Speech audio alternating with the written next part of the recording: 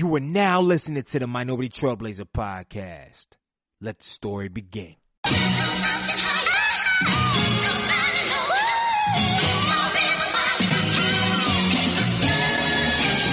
One time for the lovers, 2 times for the ladies, 3 times for the brothers, 4 times for the babies. Do you love her? Do you love her? Do you love her? Do you love her? Do you love her? Do you love her? Do you love her? Do you love her? Do you love her? Do you love her? Do you love her? Do you love her? Do you love her? Do you love her? 1 time for the lovers, 2 times for the ladies, 3 times for the brothers, 4 times for the babies. Do you love her? Do you love her? Do you love her? Do you love her? Do you love her? Do you love her? Do you love her? Do you love her? Do you love her? Do you love her? Do you love her? Do you love her? Do you love her? Do you love her? Do you love her? Do you love her? Brown skin, love her brown skin, love her brown. Brown skin, love her brown skin, love her brown. She my brown skin, love her brown skin, love her brown. She my brown skin, love her brown skin. Hold me down. Welcome to the Minority Trailblazer podcast, and I'm your host, Greg Eel, the culture change agent. You already know on this show we interview young, successful minorities in a variety of fields to educate, empower, and inspire our current and future generation leaders. And as always, I got a show for you today. I don't got a long intro. I want to jump right to the show. All I got to say is, Minority Trailblazer Nation family, please keep me in your prayers. Keep Minority Trailblazers in your prayers, because we on the verge of closing out some big things for the fall and spring of next year. So please keep us prayed up. We got a lot of big announcements coming. That's all I got to say on that. Let's go ahead and jump into this episode. And I'm already going to say this is about to be a legendary podcast. I'm just going to put that energy out there. I'm going to read a snippet of a bio, and then we're going to jump right into it. Born and raised on the west side of Charlotte, being disruptive in class is how he spent most of his days, which led to doing stand-up comedy and hosting big shows. Even helped start freestyle funny comedy, and you know how the rest goes. He started out at the campus of North Carolina A&T, hosted campus and community shows. At that time, being on the radio just seemed like an idea. His career on radio launched during the debut during several comedy contests on 102 Jamz. And after winning consecutive years of comedy contests, he became a regular on the Wild Hour Wake Up Show, there at 102 Jamz. He prides himself on being humble and a real person, and he lives by the motto, family first, which has always been something he stood by. You can listen to him every morning from 6 to 10 a.m., during the weekday on 102 Jamz, and he really wants to know why he's so nosy to read all this in the first place, man. So without further ado, I would like to introduce Osama bin Drankin, aka Drankin, to the Minority Trailblazer podcast, man. Welcome to the show. Man, appreciate you having me, man. Man, first and foremost, man, I want to say a big thank you, because many of you that have been following the podcast 4, 5 years, we've been out 5 years, over 100 episodes, but some of y'all probably wouldn't, it's crazy, right? But many of y'all would not know that we actually recorded a podcast episode, I think around episode like 25. And unfortunately, I forgot to hit the record button. Yeah, so my man just had me out here I'm giving him gems, and he ain't recorded a done thing, man. I mean, we was getting, we got deep in there. I was sitting here shook on the podcast. I'm almost in tears. He digging deep into his past. And I'm like, yo, and at the end, I was like, I appreciate you, big bro. I'll let you know when it come out. And then I looked over there like a dummy. And this was before, like, we had a following, but this was like one of our big profile interviews of somebody that, I mean, I've known personally, but I've also seen grow and evolve. And I'm like, yeah, it's crazy, man. So I'm glad that you came back on the show, man. It's crazy. So much stuff is transpired that was 3 years ago, bro. Yeah, that's been a minute ago. Yeah, a lot has happened in 3 years, man. A lot, man. Yeah. So let's go ahead and jump right off. Usually we start the show off with our guests giving us either a quote or a mantra they live by, and a story about how they apply that quote or mantra to their everyday life, man. So Drankin, man, give us a quote or a mantra. Family first, man. As long as my people fine, I'm good. And, you know, I'm always check on my family first. I'm always be here for my family first. Mm-hmm. I start every day. Like, I go to work every day, like, for my family. Like, everything I do, I get booked for a show, I'm doing it for my family. I'm thinking about something I got to do for my family. You know what I'm saying? So with that being said, let's do something. I just started a new segment like 2 podcasts ago, because I know every podcast, just kind of like probably every radio show, every interview, it always has a different, every single one has a different energy. And the start of the show honestly kind of dictates where the show goes. So, yeah. So I wanted to say this. It's a new segment I call Find the Pulse. So I want you to think about last week, right? And if you can kind of share what's one thing that stood out last week that you want to kind of lead with it. Cause I mean, last week energy, sometimes you want to lead last week energy back there, but then sometimes last week energy correlates into the new energy and it keeps going, man. So from last week, what's the pulse, man? What did you learn from, what did last week teach you, man? Dang, man, Biggie was telling the truth. You're nobody till somebody kills you, right? Dang, I learned that a lot. Like, I mean, for real, cause to be honest with you, like Nipsey passing was like the biggest passing of a star in the culture for me since like Tupac and Biggie and all that. You know what I'm saying? So, you know, and then, but once Nipsey, he died, it was amazing. Like how many people like started listening to Victory Lap and started saying, yo, this album is so blah, blah, blah. And I was, you know, and a lot of us who got the album when it first came out and knew about Nipsey was like, yo, where you been? You know what I'm saying? Like I heard one young lady say, I didn't even know who he was. I just thought he was just Lauren London's husband. Wow. And I was like, wow. You know what I'm saying? And just taking that energy on into this week, you know, me being in radio, I just started, you know, just me being in radio, I just started seeing a lot of posts on Facebook about how on our station, like y'all talk about Nipsey, but y'all don't play Nipsey on y'all station. I think y'all gonna keep it 100 one way. Y'all got to keep it 100 the other way. So I just had to get real with people. Like, bro, I go to work every morning just like you do. You understand what I'm saying? You saying that to me is just like me going up to the cashier at McDonald's saying, yo, why is this beef like this? And why are you selling me this? You know what I'm saying? They just at work doing their job. I'm at work doing my job. I don't program no radio stations. You know what I'm saying? Like, and we can, you know, I don't program no radio station. Ain't no black-owned radio stations around here. You know what I'm saying? We at work just like the next day. Like, I don't put the music in the computer or nothing like that. You know what I'm saying? And you want to go even further. Like, there are no, like, you can take it to other multimedia outlets, like even television and all that. Like, how many black-owned television stations out there? You thought BET was black-owned. Fooled you. You understand what I'm saying? So, you know, I kind of took that energy into this week, you know, kind of, you know, replying to the bull jive and just letting people understand what's real and what's not. Like, I'm just a radio host, man. Like, I'm not radio. You know what I'm saying? And if you really want to go deep with it, the problem with radio is the people. You know, the people start uplifting what's real and what's fake and stop uplifting what's fake. You know, radio would change. When you say that, what do you mean by that? Like, yeah, can you break that down from your perspective? What you mean? Like, what's real and what's fake, and how can the people? Because I think this can apply even outside of radio and politics and every industry. But let's stay specifically in your quadrant in the radio, because you know that's been a boom. Okay, yeah, go ahead.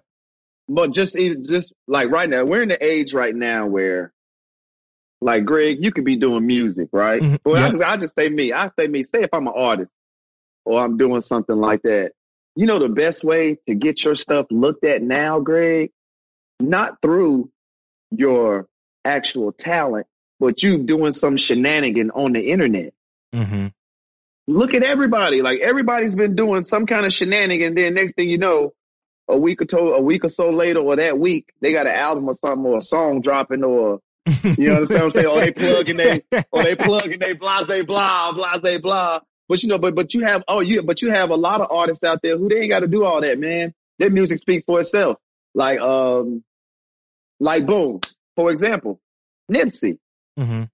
Like, how come nobody was like, how come the people weren't uplifting this album and his message long before he died? Because the album been out 2018, early 2018.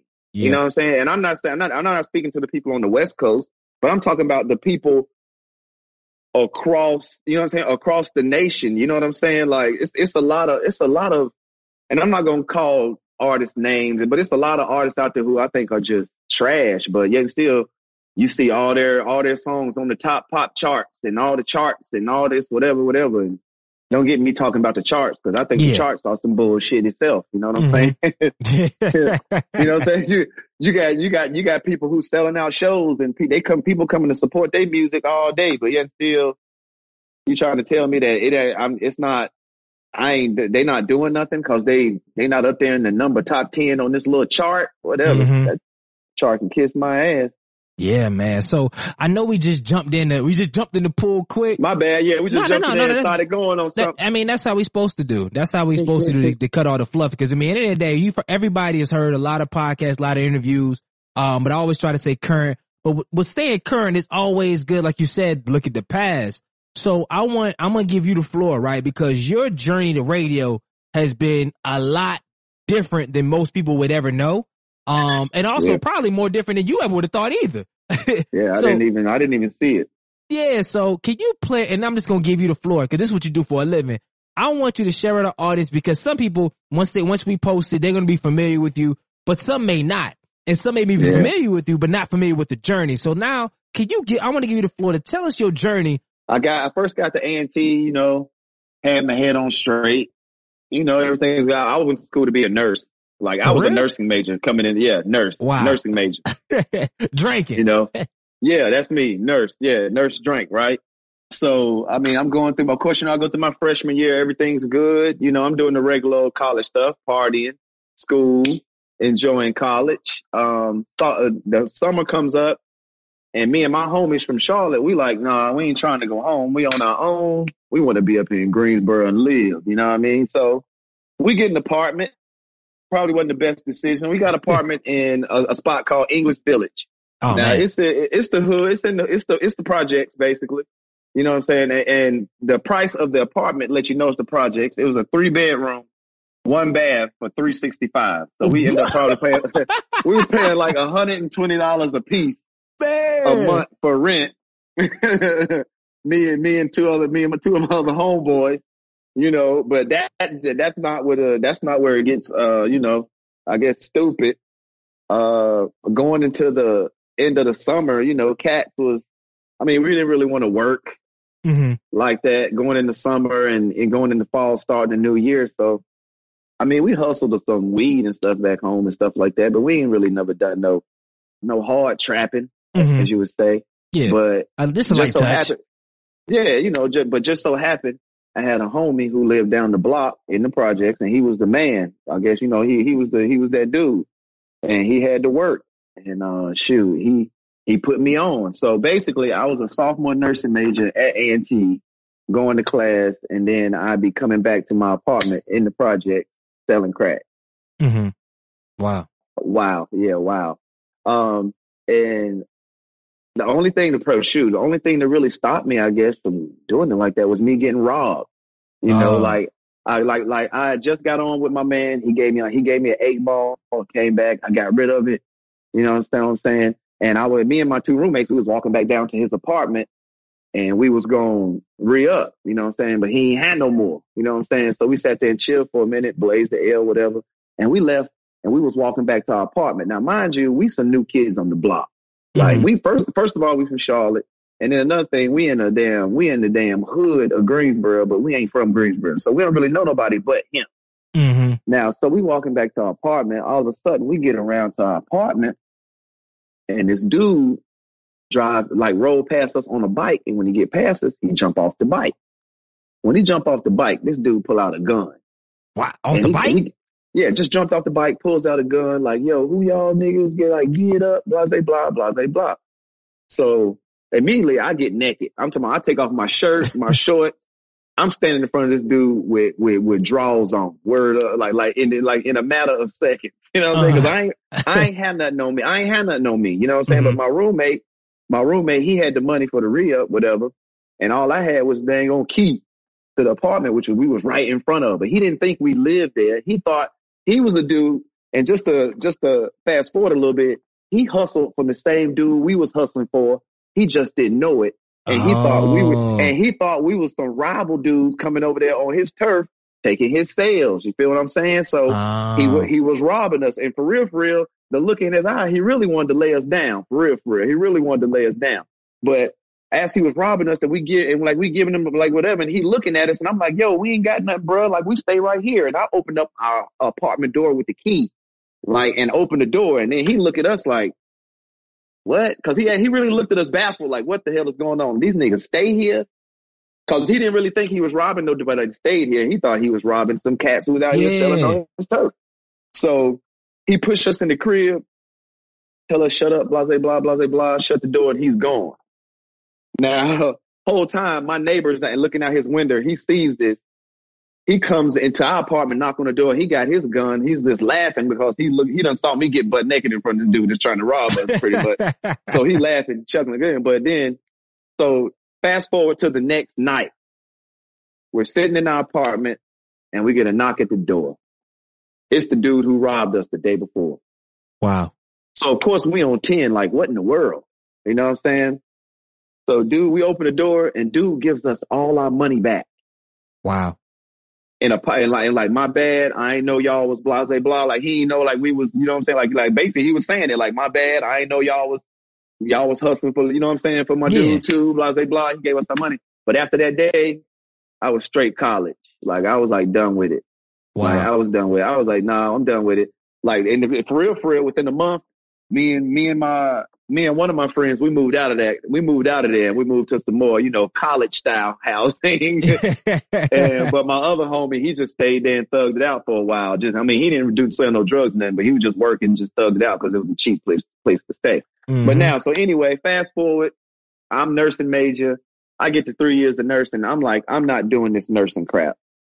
So I done wasted 3 years of college and I changed my major 2 times after that. You know what I'm saying? And now, mind you, all this time while I'm doing this, I'm like this super senior in college. I'm still this funny dude around campus. I'm known as this funny dude. You know what I'm saying? So I'm hosting stuff. I'm hosting fashion shows. I'm doing blah, blah, blah. So down the road in my super senior years, I get a chance to do Mr. Jones contest on 102 Jamz Wild and Out Wake Up Show. Yeah, that's when it was Kyle, Dot, in Africa, and Cap J. Mm-hmm. So I do this contest like 2 years or so in a row, 2-3 years in a row, and I win them back to back to back. I think it was either back to back or back to back. I can't really remember. So I think we were scheduled to do the contest again, right? And I was scheduled to go up to the radio station, and I didn't show up. So they scrapped the contest. And I remember it because Africa was mad at me, and Calvin was like, "Oh man, you shitted on us, blah, blah, blah." Yeah, because they vouched for you.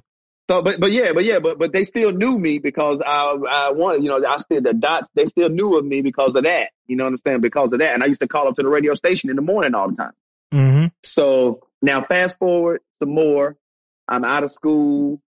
Got a family. I'm talking about, I get out of college. I'm working at the university for some years. I get laid off. Now, boom. Let me rewind a little bit. While I'm also back at A&T around 98 or so, I caught a felon. Wow. Now, you know how they say the story, like, it's usually the mug who ain't got the idea of doing something that get caught, blah, blah, blah, and blah, blah, blah. That's how it was in my situation. I got hit with like a common law robbery charge, which was a felony. Man, it was a dumb mistake. Took the wrong ride. Shouldn't even been in the car. I shouldn't even done nothing. I should have just said, nah, bruh, we shouldn't even be doing nothing like that. But I did. I went along with it. I got caught. They gave me 4 years probation. I did like 3.5. Like, you had to go jail or prison for 3.5? No. I didn't have to just go to jail at all. It was like deferred, but I still had a felony on my record, but it was deferred felony probation. You know what I'm saying? So I had 4. They gave me 4 years. Only did 3.5. Oh. So I'm leaving probate practice. This chick and her boyfriend hit me in the back. And they talking about, let me get you, let's just exchange information or whatever. And I'm like, nah, we just call the police. We'll get information. Make sure we get a record of it.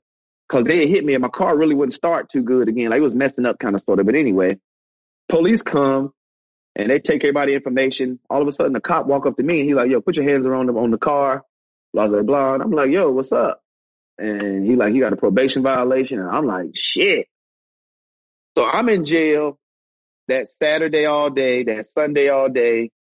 And my probation officer come and get me out Monday afternoon, evening. Mind you, my son was just born, a week or two before that? That's a lot.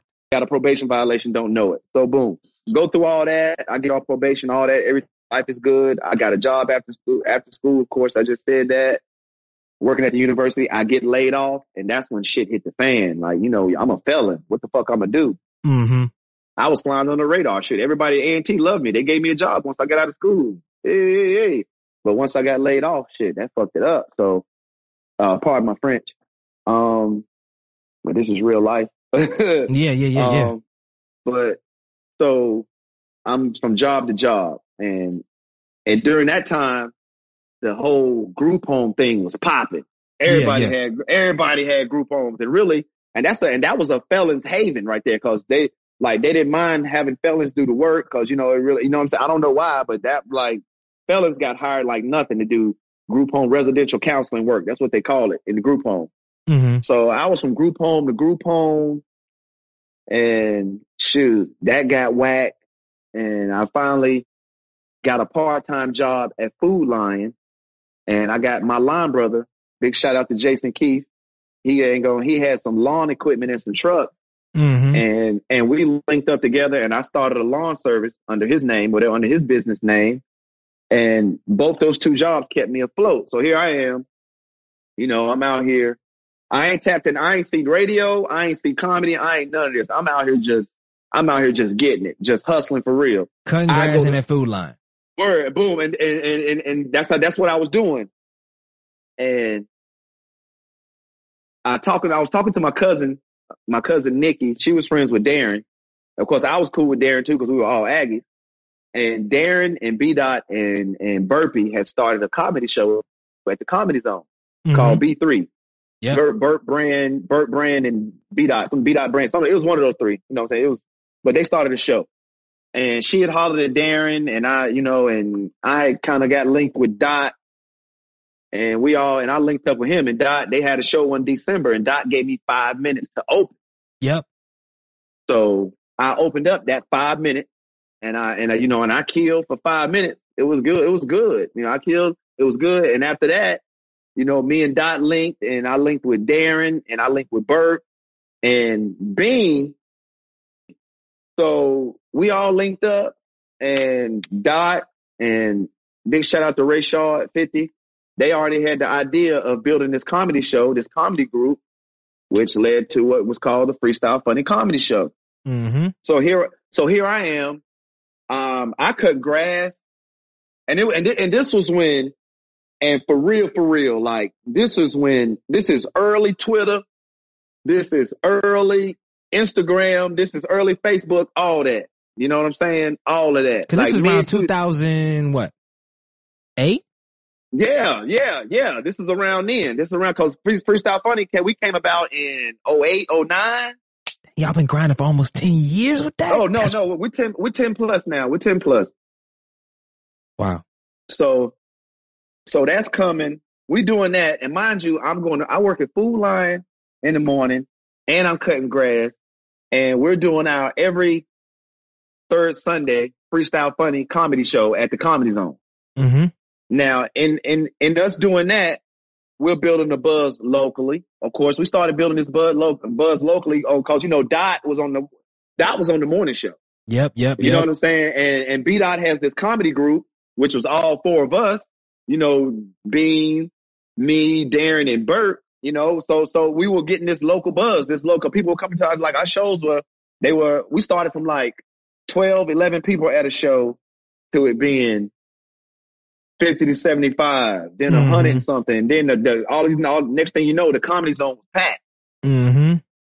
So from that, real quick, how was it like judging from did y'all bring the same energy when there was 12 people in there? Was it different being there when it was just like y'all almost numbered the crowd to when you had, and now when you do a show in different cities where it's sold out? I know stay in the same train of thought, but I just want to ask that question real quick. For real, like some of our least packed shows have been some of our craziest shows. Like we don't know 50, bro. It's either 100 all in, or we ain't doing. And that's how we've done shows. Like we have canceled shows the week of, cause Cat's like, yo man, y'all feeling it? And Cat's like, nah, I ain't feeling it. I ain't feeling the promo. I ain't feeling the nothing. All right, let's just scrap it, and we'll come back in a month or two. Mm-hmm. We've done that. We've done that. You know what I'm saying? So no, the amount of people in the crowd, man, that ain't never made nothing. Okay. Like, Okay. Now I just want to ask that. You can go back right where you was going. But in saying that, so we're doing this freestyle funny comedy show, this buzzing. We take the freestyle funny comedy show to NACA, which is a conference where a bunch of colleges and stuff go to take their activities boards to see different acts and different celebs and different little novelty little things and stuff so that they can bring them to their schools to perform or whatever. Mm-hmm. So we went to NACA South, which was here in the South, and just so happens it was in, I believe, it may have been Winston that year. I think it was Winston. But okay, from that NACA South, we got like these college bookings. So then we jumped on the college scene, and now we're getting a little buzz on the college scene, especially through, Twitter and all that, and blah, blah, blah, and us performing in one school telling the next, blah, blah, blah. So now me and Dot are kicking it real heavy. You know what I'm saying? Because we're in this comedy group together. And a matter of fact, all of us are kicking it heavy. We're all in the same area. We're a comedy group. We all kicking it heavy. And we're all in the same area and whatnot. And Dot came to me, like, he had this idea. He was like, Drake, why don't you come up to the radio station on Fridays? I'm going to talk to Kyle. Why don't you come up to the radio stations on Friday and just hang out and, and just, do your stuff. Like, just be you, you know what I mean? And just do wild, crazy stuff. So he talked to Kyle. Big shout out to Kyle Santillian for giving me that chance and trusting Dot and bringing me up there. And so, and that's what comedy led me to radio. That's how comedy led me to radio. Cause I got, of course I hooked up the Freestyle Funny Comedy Show, and Dot said, yo, why don't we just start doing this? And Kyle let me come up to the radio station. So every Friday, that was my schedule pretty much. I work at Food Line in the mornings, and in the evenings, in the afternoon evenings, I go cut grass. And on every Friday, it'll be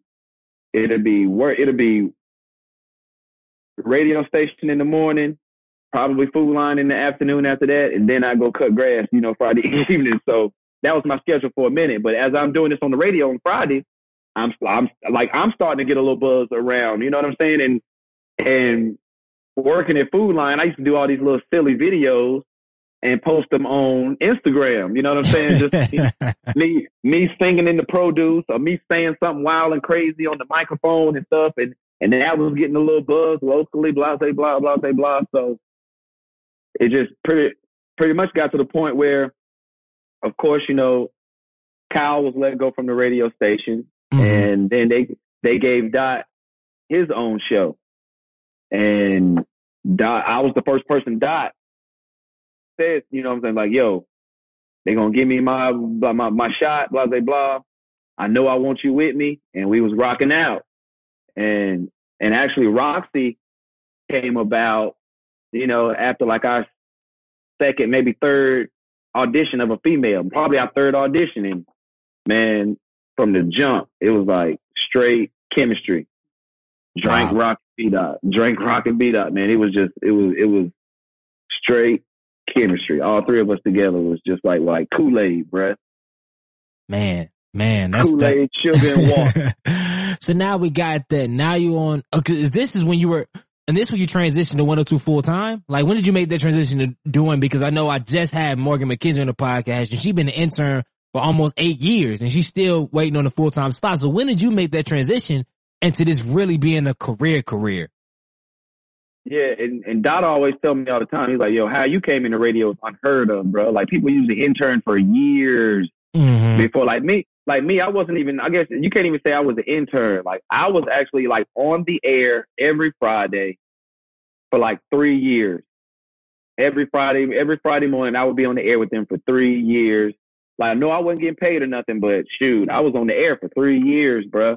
Like, when they would have street hits and all that stuff, I would go show up too. Cause, I was just like, even though I wasn't hired by the radio station really, had an official job, I was still learning, and I was happy to be a part of it. You know what I'm saying? So it took me 3 years. Wow. But the road they speak of, that's the intern road. And that was like, that's radio for real. Like, me, comedy led me to radio. So I was just a funny dude. I'm talking about the stars were aligned, dude. I got a praying mama. You hear me? Like, you know what I'm saying? So with all that being said, all right. So if you had to do have you had to give yourself some advice, knowing what you know now? We're not even talking about digging deeper into solo comedy and all that stuff, but judging off where we came from in this interview thus far, right? So you're working all these jobs. You're on Fridays, you get in there, but you're like, yo, I still want a little bit more, but hey, we are dang sure a lot farther than we were. But now with your knowledge of the industry and whatnot, what would you tell yourself, 10 years ago? I would have told myself to get out there. Mm-hmm. You know what I'm saying? Cause, I had a homeboy his name is, and actually he's famous right now. His name is Moranzio Van. Mm-hmm. We actually he's from Charlotte. We're from the same side of town, same hood pretty much.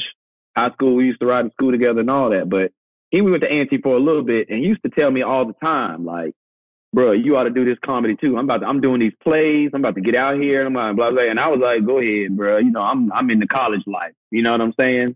Yeah. And, shoot, if I could tell myself something like, and now, like, he's done a lot. Like, I'm talking about the Miller Lite commercials. He was on the, George Lopez show. Oh, wow. The TV show. Yeah. So dude, he has a whole bunch of stuff behind him. And I just, like, 10 years ago, if I could, well, going back way further than 10 years ago, you know, you got to give me 20, bro. 20 years ago, I would have told myself to get out there, because 10 years ago, that's when I told myself to get out there. You know what I'm saying? That's when I finally told myself. And if anything, that's what I told myself, Greg. I was like, look, if I'm going to struggle, because I was, Greg, from group home to group home, that was a struggle, but I was working for somebody else. You know what I'm saying? And even the whole Food Line thing, I don't own Food Line. I'm working for Food Line. And even the whole landscaping thing, that was Jake's pretty much whole thing. I was just working it, you know, staying afloat, blah, blah, blah. And I told myself, I was like, man, I'm going to jump out. That's when the whole comedy thing started popping. I was like, man, I'm going to jump out here with this comedy, and shoot, I might as well do something that's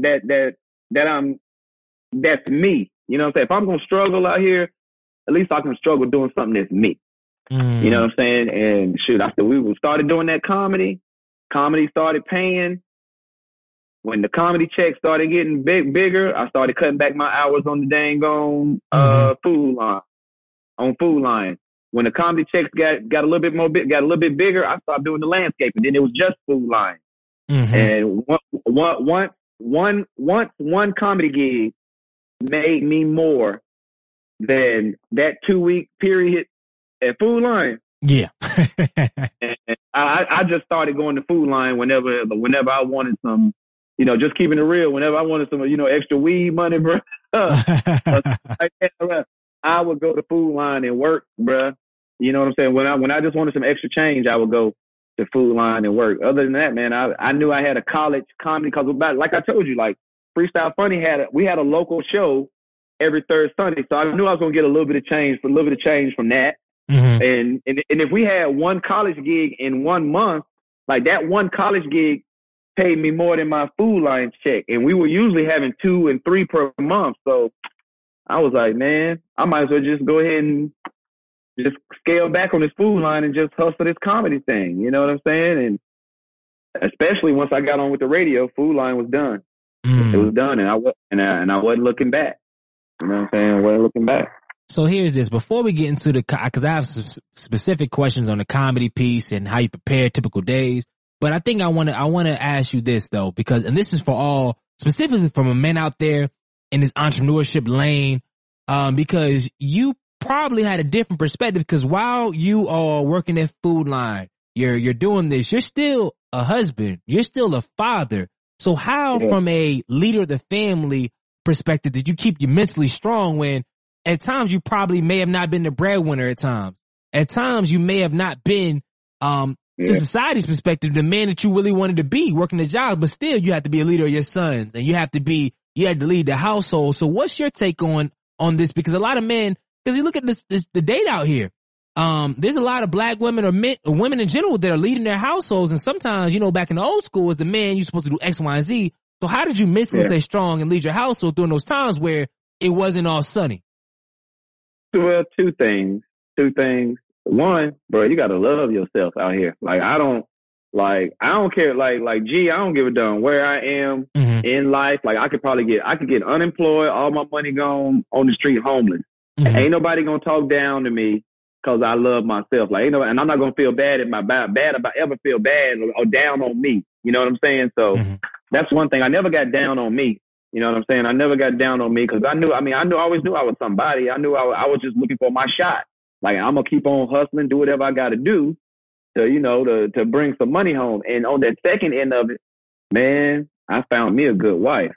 You know what I'm saying? A good wife that was raised along the same ideas of me, that, you know, the father is the head of the household. You know what I'm saying? Like, money don't, like, I mean, yeah, the money is a big piece of it, but there's also got to be a strong man in the household to lead. Yeah, you understand what I'm saying? Just to be there. You understand what I'm saying? Because a lot of times, like, my wife would be worried about, well, how we going to do this? How we going to do this? And I'd be the one sitting there, the one with a part-time job and a landscaping gig, sitting there saying, it's going to all work out. It's going to like, we're going to make a way. I'm going to make a way. It's going to all work out. And it always did work out. You know, I used to tell her all the time, I'm like, you go to church every Sunday, but you sure is worrying. You know, I tell her, I know that was real. I tell her, like, you go to church, you be up in this church every Sunday, but here you go, here it is Wednesday, and you worrying. I was like, why you pray so much and you worry? Like, I mean, so what you saying? You don't trust him? You don't trust it? You know what I'm saying? And that's one thing my wife has always said about me. She's like, you're like, your faith is real strong. I'd be like, yeah, you know, yeah, I ain't been through all this and came this far just to be a failure. Like, nah, I'm not receiving that. I'm not believing that. So yeah. And to be honest with you, once I was laid off and all that, yeah, my wife became the breadwinner. She did. Like, my wife has more education than me. You know what I'm saying? And to be honest with you, Greg, and a lot of men probably won't admit it, I have no problem admitting it. You know what I'm saying? Like, my wife has always made more than me. You understand what I'm saying? Cause like, shoot, she was a female and just, you know how it is at A&T. Yeah. Dudes come into A&T with their head all jacked up. And then once you get into A&T, your head get jacked up even more if your head ain't on right. Yep. But the women, they come into A&T 4 years in, 4 years out, Jack. With a plan. With a plan, bro. So, like, I mean, I just, man, bro, like, that whole thing about, if you see a strong man, there's an even stronger woman behind her. Yeah, that's how it is over here, man. Because she went to college, she had a plan. She's an educator. She is always elevated in the field of education. So, like, I owe it all to just my hard work and determination, and her just being the strong woman she is, and, you know, holding the brother down.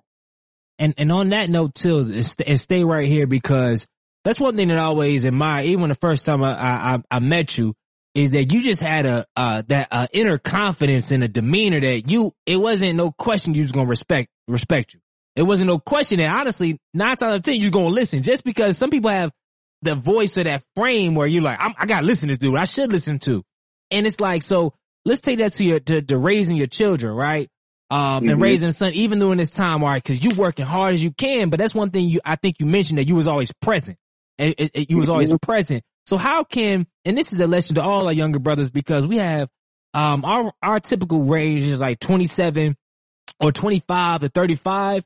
And some of these brothers are college educated, and you kind of, I mean, let's be frank.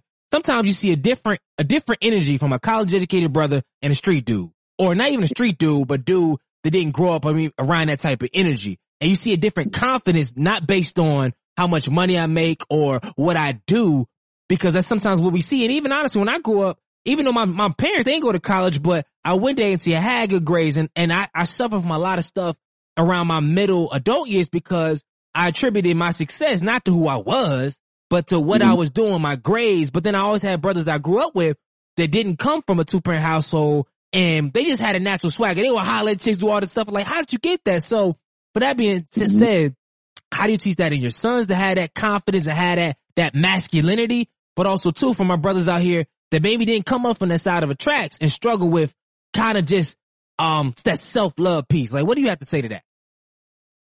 I tell people all the time, man. Greg, I ain't never had money, bro. Like I grew up on the west side of Charlotte. Shout out to the Boulevard and the Ford. Like, we ain't never been rich. Mm-hmm. I ain't never had a whole lot of, but guess what? I always had a whole lot of happiness. Mm-hmm. Always had a whole lot of love. Always had a whole lot of family. So I ain't never chased money and material things. You know what I'm saying? Because those never ever, like, ain't gonna make you happy. You understand what I'm saying? Like you got to surround yourself with good things and good people. That's what makes you happy.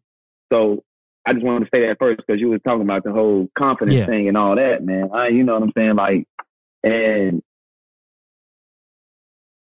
like with my son, like my father always wanted me to be better than him. Mm-hmm. Like my father, he didn't get a college education, got a high school diploma. He was a hustler from the street. He was a blue collar man.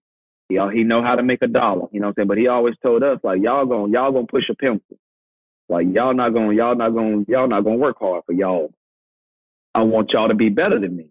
Like, so when I got so when I got dang on grown and I had kids, I was like, I took that same philosophy. Like, I want mine to be better and have more than what I'm giving, you know, than what I had. You know what I'm saying? So that's how I raised my son. That's how I raised them. You know what I mean? I failed. Like, I was just telling you my story right there. Like, I didn't tell you my high school stories. You know what I'm saying? I didn't tell you my high school run-ins with the law and things like that, and the things I did even as a youngster. And like, I just took all those examples of me failing and all those things I did to fail. And I said, you know what? I'm going to always keep it real with my kids and let them know what I did in life, because I want them to know what it takes to fail. You understand what I'm saying? I like, and if you do a certain amount, like if you practice anything, you're gonna get good at it, G. Yeah. You're right. You understand what I'm saying? So if you sit around here and you practicing failure, you're gonna get good at failing. You understand what I'm saying? And a lot of times, and I like to think of myself as an underachiever. You know what I'm saying? Because I had so many resources, so many opportunities. Gee, when I was in high school, before I got to A&T, like, it's not enough time in the day, but I didn't mention the fact of that I played baseball. I had a chance to play baseball at A&T. Wow. But guess what? I was practicing failure though, G. I was practicing failure. I wasn't practicing success. I wasn't practicing that at all. Everything I was doing was a practice of failure. Staying up late, smoking, getting high, getting drunk with my homies. That's the failure practice, especially when you're in college. Mm-hmm. You know what I'm saying? So, like, I just take all my experiences, man, from the street. You know what I'm saying? Like, cause that's one thing I'm so glad too that I could do that I was privileged enough to grow up and to be educated, but grow up in the street educated. You understand what I'm saying? Like, you know, like I say, I'm from the west side of Charlotte, so I've seen a whole lot of stuff. You understand what I'm saying? But I know that's not the route. I know that's not the route for me. You understand what I'm saying? I knew to go to college. I had a whole lot of homeboys who were smart enough to go to college, but they didn't have the influences I had to say, apply to college, go to college. You understand what I'm saying? Yeah. No. So I just take all those experiences, man, and I just try to, like, every day I want my sons and I want my daughter. I want them to be better than me. Like, and I tell my son right now, he's about to graduate this year, class of 2019 from high school. I tell him all the time, like, as an 18-year-old, he is way better than me when I was 18. I'm talking about way better than me. And that does my heart well. Yeah. Like, yeah. That does my heart well. Like, right now, he's graduating out of the academy where he's going to college already with college credit. You understand what I'm saying? Do you know what I was doing right now? Right now, What? After school, I had to go to school like an hour or two at the end of school to make up time because I had skipped too many days. Like, you understand what I'm saying? Like, and that's not even him. Like, I was doing these like, I was smoking, drinking, still an athlete, smoking, drinking. You know what I'm saying? Just practicing failure. My son, 18, doesn't drink, doesn't smoke. He's into the church. He's in honor societies. He's a scholarship athlete now. He'll be going to college to play football, the scholarship, like that. Like, that's how it's supposed to be. Like, I was supposed to be better than my dad. My son's supposed to be better than me. And when he has a son, his son, that's legacy. Like, that's what we as a community got to start doing. Like, that's one thing we've lost in the Black community. Like, preaching to our young to be better than what we were and showing them what we were and showing them what it takes to fail. You understand what I'm saying? Like, a lot of times people want to shade their children from certain things and all that. No. Like, for real. Like, certain people have asked me, why did I send my son to Dudley?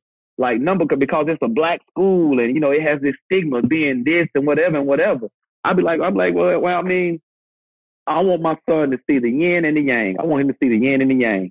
Mm-hmm. You know, I want him to see what it's like for him to come home to a mom and a daddy and he has structure.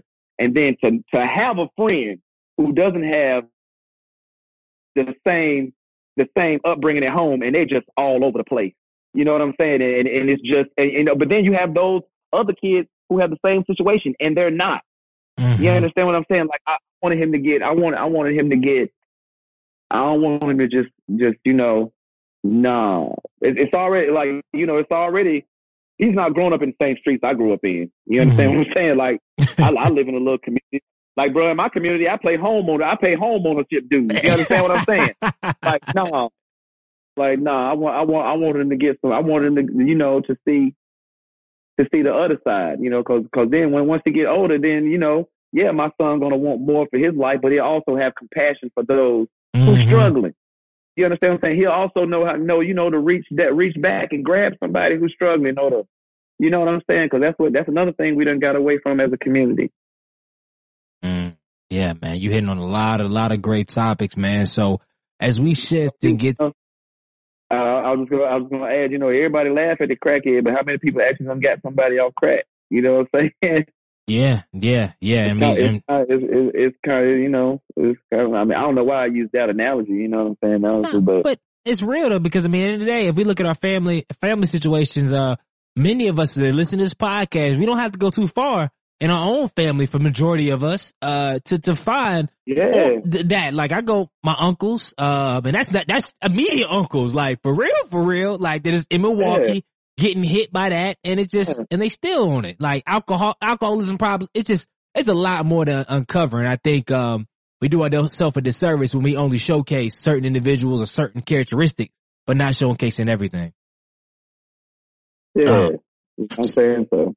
So with that being said, now before we close in our coach change round, I gotta talk about the comedy setup, because I'm always interested. So what's a typical day like for you now? I mean, so now you have a date, you're on the show daily, right? On the radio, on every weekday. So what is it? So outside of radio, what is a typical day like for you, man, on tour? And kind of just give us a couple of different versions. Like, so a day when you're not traveling, you're just doing radio stuff, as well as when you're on tour. Like, how do you prepare for stuff, or is it always random? Like, take us into your life real quick.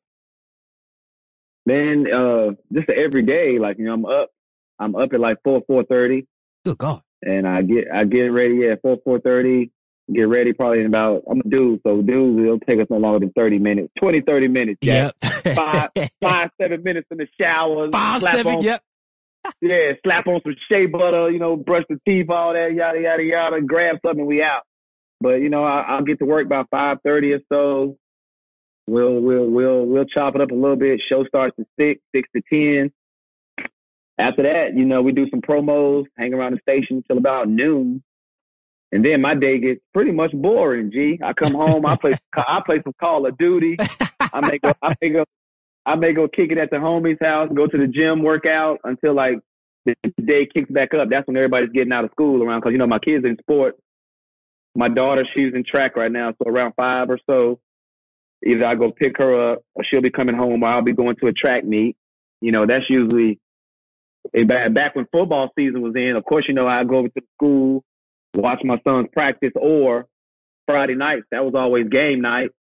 So I'm at work and then I'm just chilling, waiting until game night. But on the days I got to travel when we on tour, man, now those are the days it gets kind of tricky, because usually I'll go to work and the day starts off like it usually does, up 4:30, go to work 6 to 10. But usually on a tour day, I'm out of that station at 10 a.m., Jack. I got to drive to either Charlotte to catch a plane or Raleigh to catch a plane. Mm-hmm. And fly somewhere, do a show the same evening wherever I fly. And later on, like the next morning, I'm talking about, we usually try to catch the first flight out, 6, 7, 8 in the morning. I'm trying to be back in Greensboro, because I don't know, man. I'm a North Carolina boy, man. I've been to all the big cities. I'm talking about LA, New York, Atlanta, Miami, Texas. Like, man, it's just too much. I don't like the hustle and bustle. I don't like being in traffic a long time. I just don't like the hustle and bustle of the big cities. You know what I'm saying? I like coming home. So if I can fly into a city, do my show, fly back out, get back home to my family, that's what I'm doing. Like, I don't, unless I am performing 3 days straight, man, I don't like to stay away from home too long. Yeah. I get that 110, man. So now, as far as solo shows and specifically, the Freestyle Funny Comedy Show, what has been your top couple highlights thus far during this whole journey? Cause I know y'all decade plus in the game, man, but if you could take us to a clear moment, right? What would you say has been the highlight? Cause the reason why I wanted to highlight, because the next question after, what's your toughest moment as a comedian? But I want to get the highlight first. One that meant a whole lot. I'll tell you one that meant a whole lot to us. Mm-hmm. Like, we were just, like, FFCS was just bubbling, and we were just, remember I told you we did NACA South, which is in Winston, and we got some bookings from that. Yep. I believe we were just jumping out there, because we had jumped out there and we were doing shows in Atlanta. Like, bro, we would drive to Atlanta in a rental van, all 4 or 5 of us, sometimes 6 of us, sometimes 7 of us, because we have a DJ with us.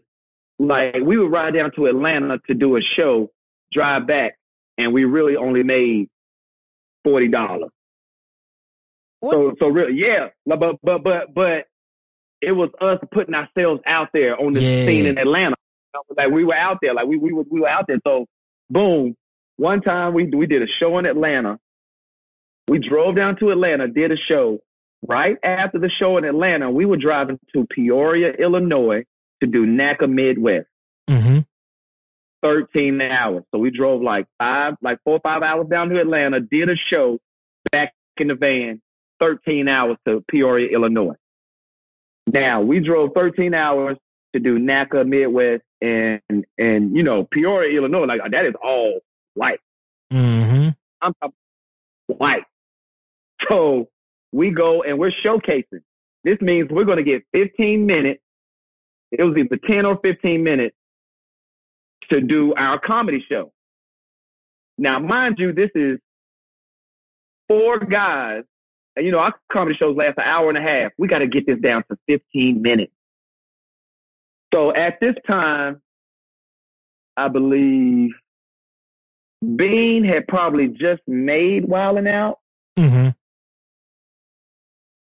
So we came on stage, we introduced our show, we played a game or 2, and then Bean finished. They loved our games, they loved our comedy. We were up there freestyling, doing our own little thing. And I think Bean closed with some stand-up comedy, and I'm talking about they loved it.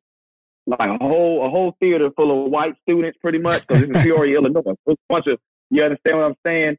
But that was a moment right there. We knew, we was like, yo, we doing something. Like, we doing something. We just drove 13 hours to a place we never been to. I'm talking about, we just betting on us.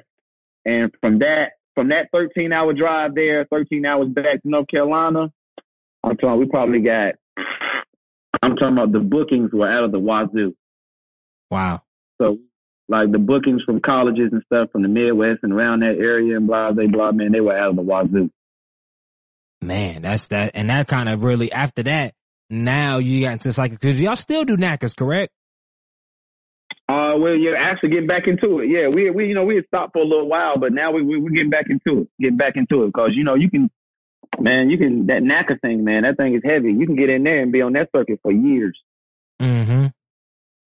Nah, that's real. Yeah. So now let's transition as a comedian, because I know there's a lot of highs, a lot of lows. What has been your toughest moment? It don't have to be a low moment, but just the toughest moment so far as a comedian. That's probably the toughest part because I ain't gonna front and act like I wouldn't. I ain't never sit here where I'd be here in Greensboro. You know what I'm saying? And of course, that season when they were all going to, like, it was all of them were going to film, like Dot, Bean, and I think Darren. All of them were on there. You know what I'm saying? And they were going to film, and I'm just sitting here second guessing myself, like, dang, like maybe I'm whack. Maybe my comedy ain't funny, blah, blah, blah, whatever. But like I say, that's when those times of self-love and self-worth come in right there. Do you think that wilding out for comedians is that not the pinnacle? Because there's always pinnacles. Of course, pinnacles getting your own special, etc. But what is it about wilding out that for you to kind of gets under your skin? It's just more so because maybe some of your peers are doing it. It's like, hold up, I'm just as good on my own thing, or is it wilding out in general? Is that like is that really huge for comedians like that? I mean, it doesn't really get under my skin. Wilding Out is a big show that propels comedians. You know what I'm saying? Like it's been a lot of comedians that have been propelled into the spotlight from Wilding Out. Like Nick Cannon is a dang on GOAT for doing that. You know what I'm saying? Like, I mean, how long has Wilding Out been on TV for? 10 plus years itself, right? Yeah. Shout out to Nick Cannon, you know what I'm saying? Yeah, shout out to Nick Cannon, man. He done put a whole lot of cats in the spotlight, man. So nah, it doesn't get under my skin at all. I was just saying, I was just speaking to the fact of, second guessing myself as a comedian. Because I mean, I auditioned and that moment right there, like I told you about the moment, like that moment right there was an exciting moment too. Cause I drove to New York, did the audition.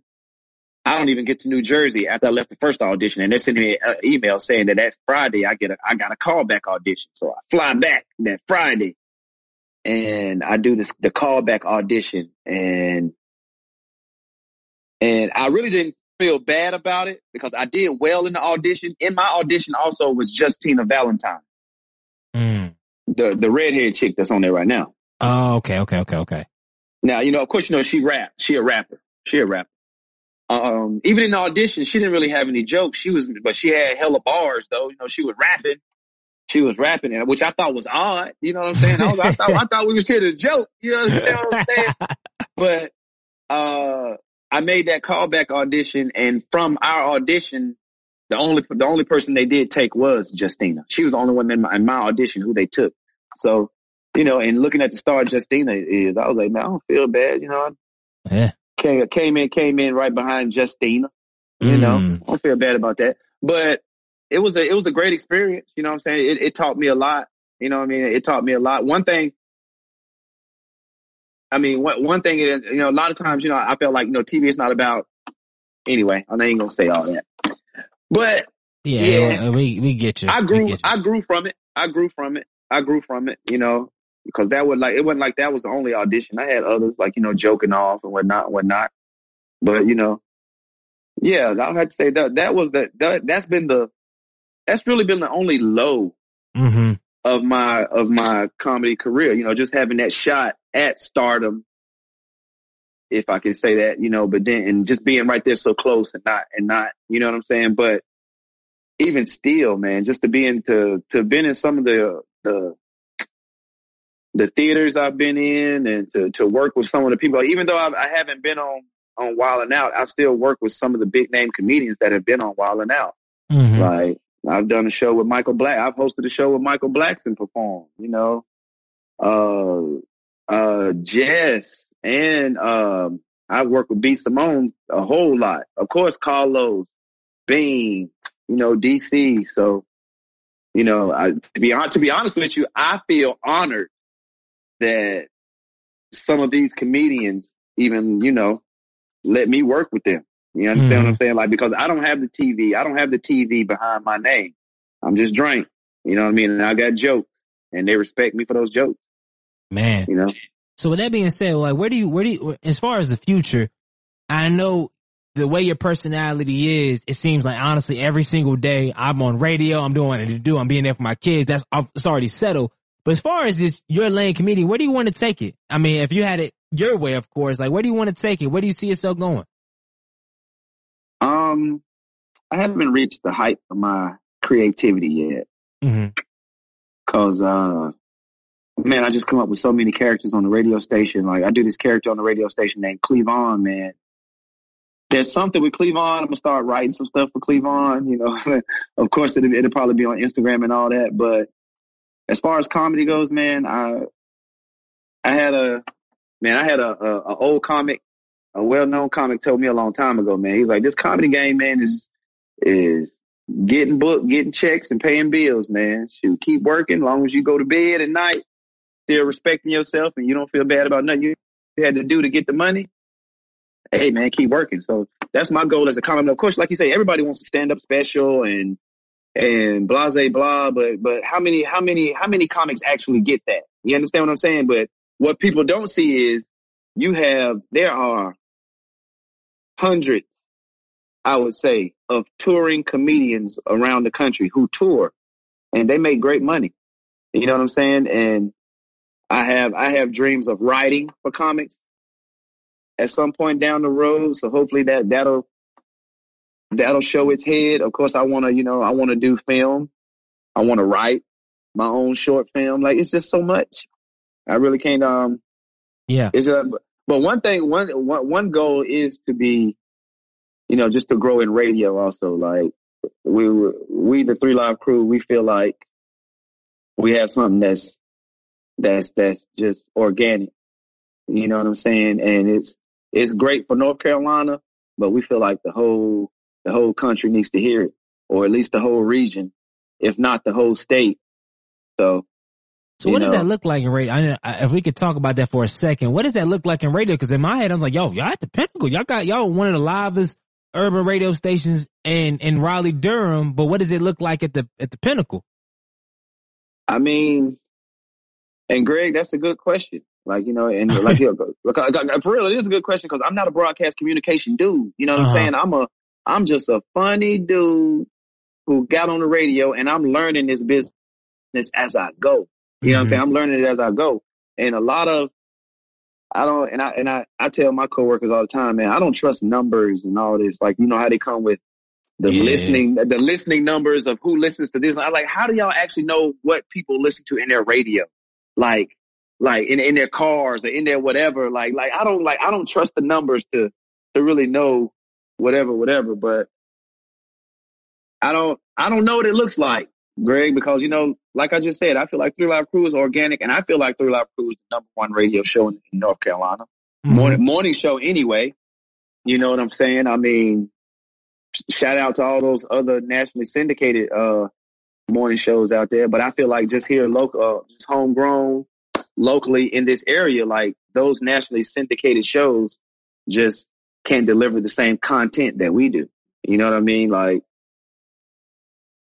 flat out. They just can't. they just can't. I feel that way. You know what I mean? I wish, man. I wish we were in the market where, celebrities came through and they you understand what I'm saying? But that's just chopped not, it up. Yeah, just chopped it up. That's not the North Carolina market for nothing. But what sports right now? You have athletes who come through North Carolina, and stuff like that, but now, if you're not in New York or LA, it's like that. But the thing is, hopefully, I mean, we can get it there. Or Atlanta, yeah. Yeah, I mean, we can get there. We can get there. But it's going to take somebody like y'all get that national. I don't even know, but that's a whole conversation for another day. I don't even know what it takes to get national syndication and all that other stuff. Hey, bro, and I don't know about nothing about all that either. And I don't know what it takes to get all that. All I know is I'm going to wake up every morning and give the people that listen to me the best I can give them. Yep, that's all you can really ask for, man. Before we get to our rapid fire round, I got one more question before we close it and get to our last round. What do you want your lasting legacy to be, man? What do I want it to be? Like when people think about Osama bin Drankin, and not just even in comedy, as a man, as a father, it's in general. When it's all said and done, hate to get dormant real quick, but when it's all said and done, man, what do you want people to say about you? That's a good question too, man. Really, man, I just hope they can just say that I was just a real person. I was genuine. You know what I mean? And for real, and it may sound, I don't know, but I just wanted to say I made them laugh, bruh. Mm-hmm. Like, for real, like, I want them to really say, like, man, that dude was one of the funniest dudes ever, man. I just really wanted to be able to say that, because, I mean, that's, if I sit back and I look, if I look out on my life, like, that's really one thing that's always brought me joy. Making somebody else laugh. You know what I'm saying? That's always brought me joy. So, you know, I just want everybody to say, yo, he was just a good person, and he made me laugh. You know what I'm saying? And I just want people to just have stories for days. You know what I'm saying? Stories for days. You know, I dare sit here and say something corny like, boy, when I go on, I want people to be able to pack out a whole Coliseum, but nah, Jack, you know, that's, you know what I'm saying? No, I just want people to say, man, that dude was a good dude. You know, I just want him to have story for days. That I made him laugh, man. Ain't nothing else brought me more joy than that. Just making people laugh. That's simple, and that's right there with it, man. So, with that being said, man, we got 5 rapid fire questions, man. You ready? What's up with it? Let's go. All right, cool. This is the culture change round. If you could add one habit and take away one habit, what would it be?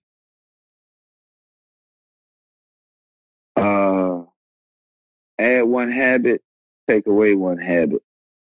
What's the word I'm looking for? I would love to have the habit of,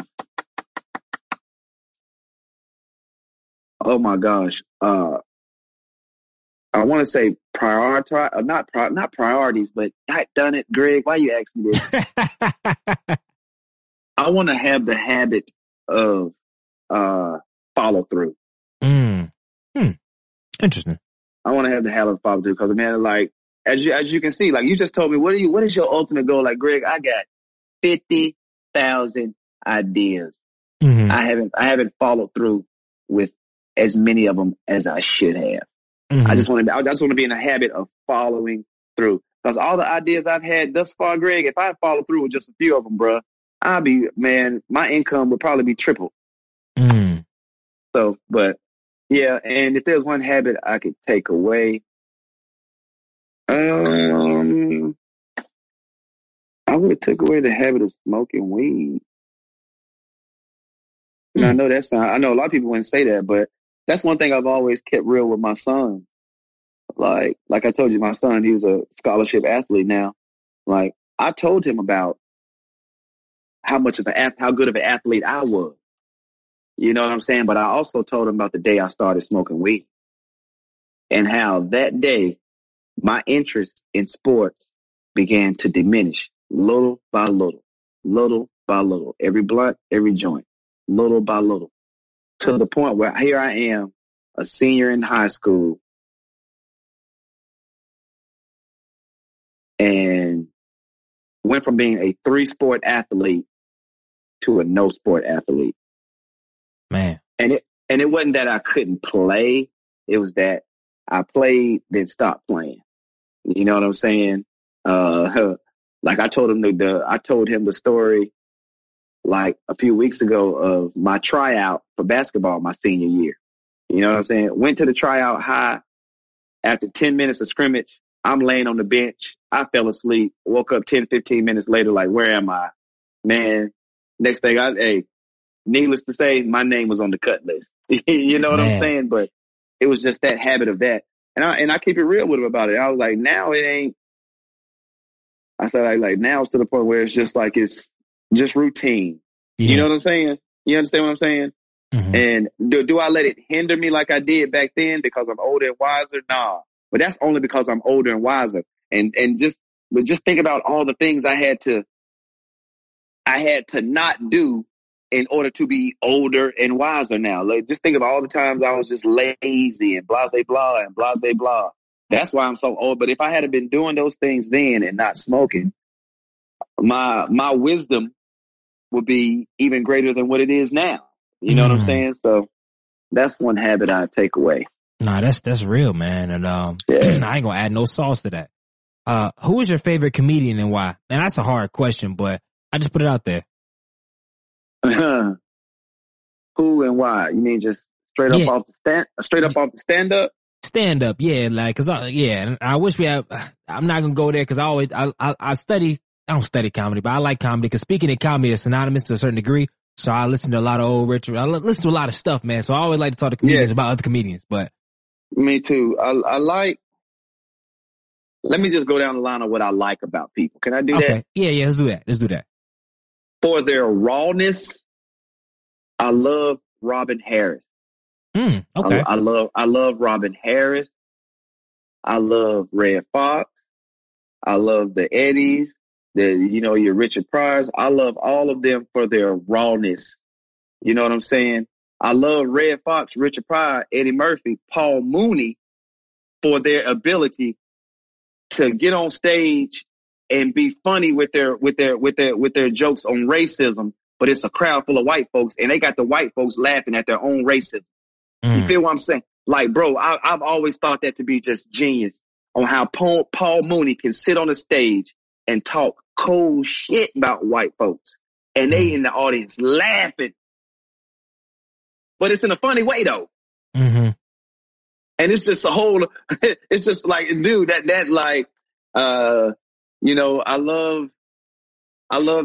love Bernie Mac for his ability to tell a story. Mm-hmm. And of course his rawness and just his off the cuff. All those dudes like DL, Said the Entertainer, all them cats, like, man, them cats could come off the cuff with you. You understand what I'm saying? I love Dave Chappelle and Chris Rock for their abilities to, just that sarcastic way of, being humorous and all of that, whatever, man. So I don't really have a favorite. I just take I can just take a lot. Like, I love Mike Epps for his little antics and the way he moves, talk, and say stuff sometimes. Like sometimes Mike Epps ain't even got to tell a joke. It's just the way he said it and the way he just do a little, it just makes you laugh. You know what I'm saying? And and don't let me get into the cats. Don't let me get into the cats that don't nobody really know about. You know what I mean? But they're touring comedians and they get money, big money on the road. Yeah. Yeah. I love the new comedians who also come straight off the cuff. And I know they come off the cuff and they're just naturally funny off the cuff. Like, they don't have to have a set in their head, but they can get on stage and they can just go and tell jokes. That's Carlos Miller, Chico Bean, Ronnie Jordan, Tyler Chronicles, Darren Brand, DC Young Fly, Burpee. Like, I respect all those cats, man. Cause like I say, I've worked with those cats. And I've been backstage with them cats and we be sitting there like, what you about to talk about? And they be like, man, I don't know. I'm just about to get up there and just go. And they get on stage and they just go, bruh.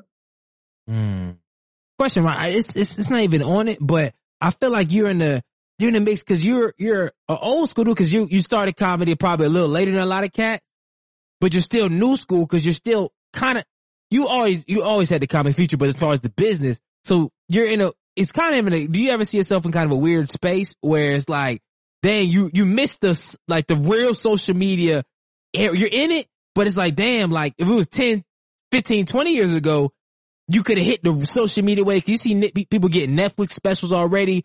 You people getting all this stuff. And you like, damn, bro, like cause it's not about your comedy. It's more so you kind of missed a snippet of area. You're kind of playing catch up. Bro, that's the truth too. Cause as a matter of fact, me and B-Dot talk about this all the time on how, like, I tell him all the time, like, dude, I was ahead of my time. That's what I tell him all the time. Because, like, I have so many videos and I'm for real. Cause like I told you, man, cause the FSCS got started early Twitter, early Instagram. You understand what I'm saying? Like, dude, like when I tell you I have so many videos and all this stuff that if I did it now, like if I hadn't been doing that stuff, like now or even a few years ago, a couple of years ago, 2, 3 years, 4 years ago, man, like, dude, the stuff would have went viral. Like, boom, I'll give you one example. Like, years ago when we had a snowstorm here, and this was, like I say, this was early Twitter, early Instagram, all that. Like, people around the town was making snowmen, right? Mm-hmm. So I made up this little video segment called Snowman Murder, where I was just, my homeboy Bob would record me. I cut the camera on and I say Snowman Murders. And I would take off running, and next thing you know, you see a snowman, and I would dive and just totally take this snowman out. You know what I'm saying? Some snowman that somebody that took hours to build. I was riding around the city taking these things on snowmen out. And dude, and like I posted that video it was probably like a year or so ago. I posted that video and people were like, yo, when did you do this? Blah, blah, blah. I was like, yo, I did that probably about 10 years ago, dog. Wow, that was really man, that's crazy. Yeah, like, hey, for real, like, gee, like, for real. When I really look back at the stuff I did, if I went all the way back to when I first started my Instagram and my Twitter and stuff like that, like, dude, when I tell you, I got so much material, so much stuff I did. And I was like, yo, the whole viral thing viralness hadn't even started yet. Like, viralness hadn't started yet. This is the early days. I'm talking about the 50 Tyson days. Mm-hmm. Oh yeah. Like, whoa. Everybody on the internet, they owe 50 Tyson some money. 50 Tyson was the first dude, like little dude, like with the videos, just like, who is this dude? This special dude rapping and blah, blah, blah, man. After that, everybody was doing their little videos and stuff. But don't you feel like at the end of the day, on the back end, and it could work, but I think especially for you on the back end of your career, it's going to pay dividends because unfortunately a lot of guys, and there's no hate on them, but if you get exposed too early without the decades, a lot of experience, sometimes you flame out sooner or just not that funny, to be honest. You may have one name. So you think at the end of the day, that's your saving grace. When the back end, it's all going to come back to fruition. Yeah. I don't like, you know, like, shout out to everybody that's staying on stage. Made their way on the internet, doing that internet thing. Like, you know, cause that's the wave now. You know what I'm saying? So, but it's true. Like media. I feel like in the long run, it's going to all work out for me. You know what I'm saying? I'll put it to you that way. Like, and it's working out for you now. Yeah, and it's working out for me now, and it's more to come. Like, I'm glad the way I started. I'm glad the way I started my life because I started on stage doing stand up, and that's what led me to radio. Like, that's what led me to the internet and all that, and I like it. I like it like that. Cause to be honest with you, G man, like a lot of. And some of these internet cats, they're funny. You know, some of them are funny. But then you have some who just feel like they have to put videos up because that's how they're known. They're known for putting videos up and doing something. You understand what I'm saying? When a lot of times you go look at it, you be like, yo, that was corny or that was whatever. You know what I'm saying? Like, why they even put this up? Because they got to. Because that's how people know them. They cannot, if they don't put a video up, they become irrelevant. You feel what I'm saying? Yeah. So, but do you always think about how the old school cats would move in this generation? I mean, no, because this wouldn't be like for real. I like the generation of if you weren't there, you ain't see it. You ain't see it. Mm-hmm. Somebody got to tell you word of mouth. I like that. I don't like this whole because nowadays. Gee, people give you a video, but they may give you 30 seconds. But that may not, but that 30 seconds don't tell you the whole story. But yet still, it makes you think or believe this way. You feel what I'm saying? So I think the cats back in the day, they would have been like, man, don't you put that damn video camera on me? you understand what I'm saying? Yeah. Like of course, when it was good times, because, you know, back in the day, they had camcorders, you know, the junk be resting on your shoulder and stuff like that. But even then, from them camcorder days, cats wasn't on no wild stuff. You know what I'm saying? It wasn't on no wild stuff. Like, I think nah, I think cats back then was a little bit too player for that, man. They would have been like, man, nah, if you don't get that camera phone at my face, and somebody be sitting there, nah, we got to show such and such. Well, such and such should have came if they wanted to see what was going on. Or blah, blah, blah. You feel what I'm saying? And then it's I think a whole lot of cats, player from back in the day would be like, nah, don't videotape me. Tell them buy a ticket. You feel me? Because because for real, that's how old school comics and stuff used to be. That's how old school artists used to be. Like, you better not come in there with a tape recorder. You better not come in there with nothing. Like that used to be heavy back in the day. Like, if you get caught with a tape recorder and stuff like that in a concert or whatever, like, what? Like, even when they came out with dang on camera phones and all that stuff, a lot of comics were heavy on that. Like, don't record me. Number one, cause it's like and for real, it messes up the game, because say if I perform in Chicago, right, Greg? Mm-hmm. Yeah.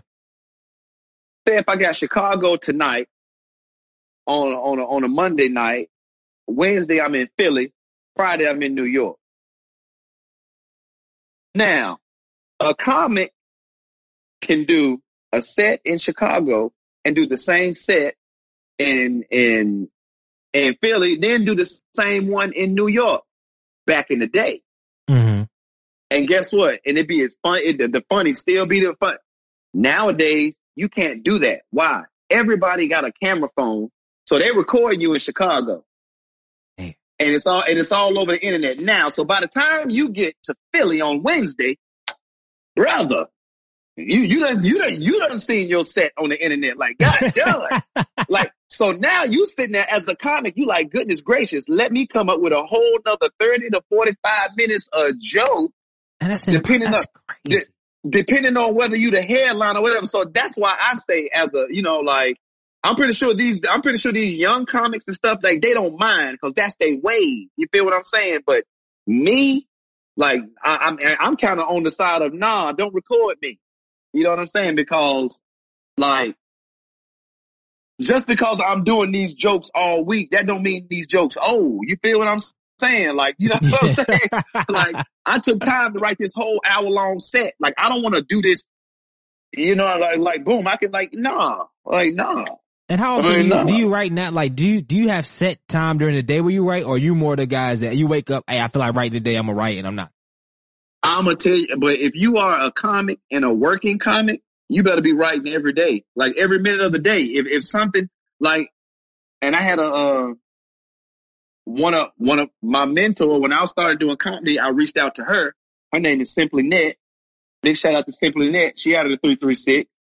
When I started doing comedy, she told me something real important. She was like, Demar, keep you a pen, a pad, or a video recorder or something with you at all times, because you like stuff funny happens all day, every day. And when a joke comes to your mind about it, you got to be able to write it down right then, so that you can write on it and elaborate on it later, so you don't lose it. So, bro, if you are a working comic, I don't mean these cats who out here just, yeah, I'm funny, man, I'm a comedian. No, if you're working and you actually trying to get paid from it and all that, bro, you better write every day, every minute. If something happens, a joke come to you, write it down. Hey, man, so, you dropping too much free game, man. Too much free game. I love it though, man. Yeah. It really ain't any free game, man. It's just, hey, when people know better, they do better, man. Somebody had to tell me. Mm-hmm. You know what I mean? Like that's the truth, bro. Like, when you know better, you do better. You know what I mean? Like, I tell comics all the time. I be like, man, we started in NACA. I don't know why you playing around out here, like, trying to, do some, if you got a little following behind you, whatever, yada, man, go to NACA. Put yourself out there, man. Like, shoot, a college got guaranteed money, and their money is better than some of these promoters and stuff. I think, though, the biggest thing about NACA, and it's honestly just in anybody, sometimes when you put stuff out in the world, you put yourself on a big stage, then it's like, if you get a no or you don't get any bookings, sometimes some may say, man, that means I'm not as good as I thought. And it's sometimes it might be right? But what's your thoughts on that? Because some people are like, yo, I don't really want to put myself out there outside of my zone, because what happens when I think I'm nice, but I get up there and I get nothing, or I don't get the submission? See, listen to what I see. You listen to what I said. I said if you build up a following, we didn't jump out there until we had built a following where we were. You understand what I'm saying? Like we had built a following. We had built like I say, it was pre, like it was right there as the start of IG and the start of Twitter and all that. So we had built a little following locally and blah, blah, blah, and blah, blah, blah. And especially with the conference being in our backyard, why not? You understand what I'm saying? We got a following. You understand what I'm saying? We building this this brand. Hey, obviously the talent, and there's something there. If people are following it, there's something there. Let's just put it out here to see if some more people mess with it or not. So we took it there, and more people was messing with it. what the last question is, actually got two more. What's your biggest fear? What's my biggest fear? Yep.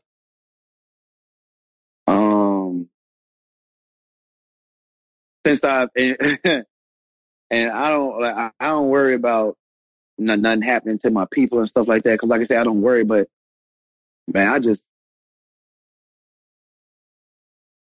man, and people would say failure, but I don't mean, it ain't failure. It's just, since I've been unemployed, Greg, man, for real, I fear being unemployed, bro. Mm-hmm.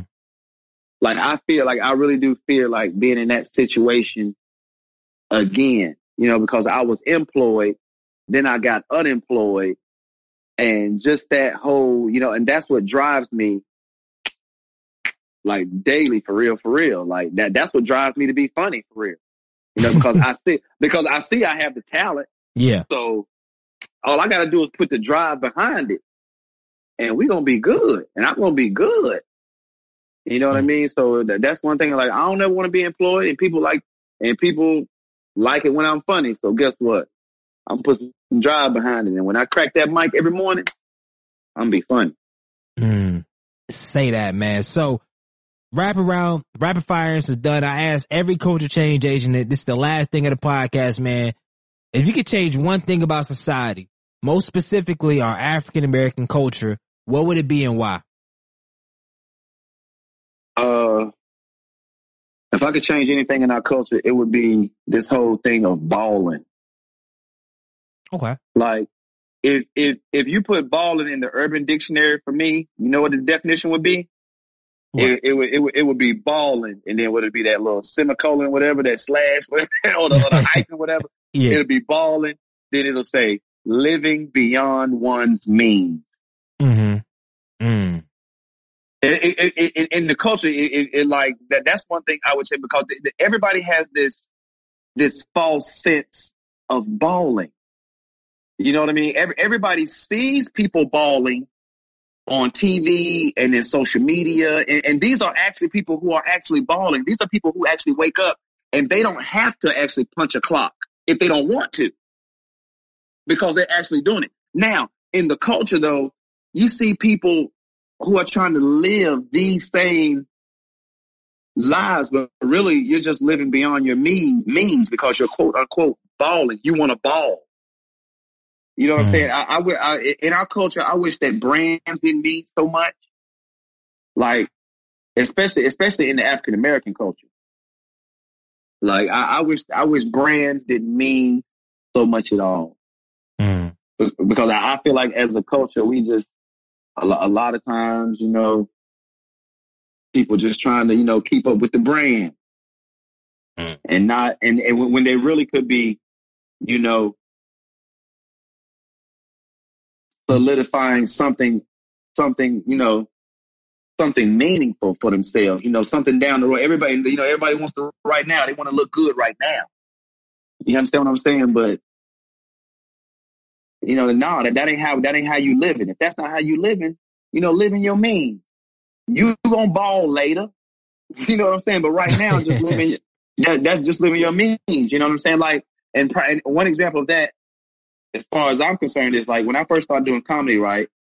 Like Dot, of course, he worked at the radio station. You know what I'm saying? He was, and Darren, he was a shoe head, and all that stuff. And Bean, he liked shoes. So them cats, they would wear Jordans and all that. And me, I was rocking Chuck Taylor heavy.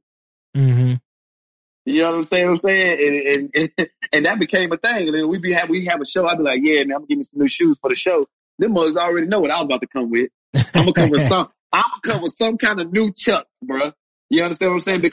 But that's how I was living. You know what I'm saying? I wasn't to Jordan status yet. You know what I'm saying? Now, if you ask me now, will I go buy a pair of Jordans now? But yeah, because I can go in the store and if my pockets are like that, I'll buy a pair of Jordans. And guess what? When I buy them the next day, I don't feel bad about buying them. You know what I'm saying? Whereas 10 years ago, boy, if I bought a pair of Jordans the next day, I'd be sick because I'd be sitting there looking at them things like, man, you understand what I'm saying? I could probably have a whole $150 more in my pocket right now. But look at me. I'm wanting to have the new Jordans that just came out. You know what I'm saying? And can't even wear them out nowhere because you can't. When you go somewhere, you got to buy something, so you just sit in the house. You know what I'm saying, bro? And that's one thing I'm glad. Also, when I say my son is better than me, I'm glad my son is not really heavy into brands. Like he'll wear whatever, he'll look whatever because he is who he is. Like his clothes he doesn't feel like his clothes make him.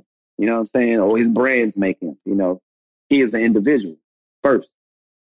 Man, like I said, I appreciate you giving me well over an hour of your time, man. It's been a blast. So as we close, man, where can we find more information about you? Keep in contact. Found out that good, like when your show's coming up, when you're posting online, all that stuff, man. Where can we find you at?